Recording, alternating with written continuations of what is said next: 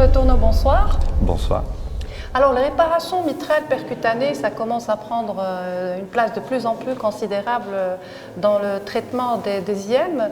Alors, quels sont les candidats idéaux pour cette réparation? Alors le MitraClip dans l'insuffisance mitrale secondaire ou primaire, suivant les cas. Dans l'insuffisance mitrale secondaire, il faut que le ventricule gauche ne soit pas trop malade et que le patient puisse bénéficier de ce MitraClip lorsqu'il a une fuite qui est trop importante par rapport à sa dilatation ventriculaire. Ça, c'est le premier point.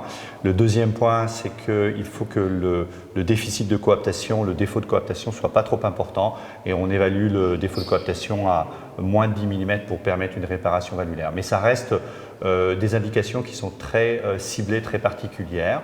Le deuxième aspect, c'est le MitraClip dans l'insuffisance mitrale primaire, donc organique, qui commence à prendre un peu plus de place, et notamment chez les patients âgés qui sont à haut risque chirurgical.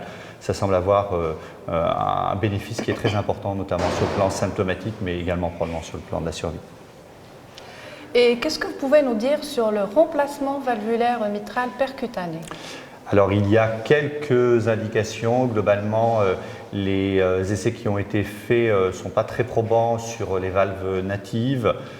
Sur les valves dégénératives calcifiées, ce n'est pas probant. Sur la sténose mitrale isolée, ce n'est pas très probant.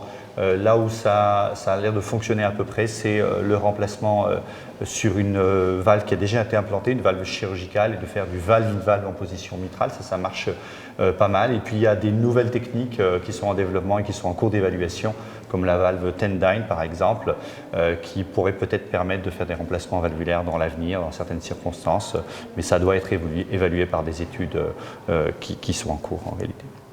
Merci beaucoup. Merci à vous.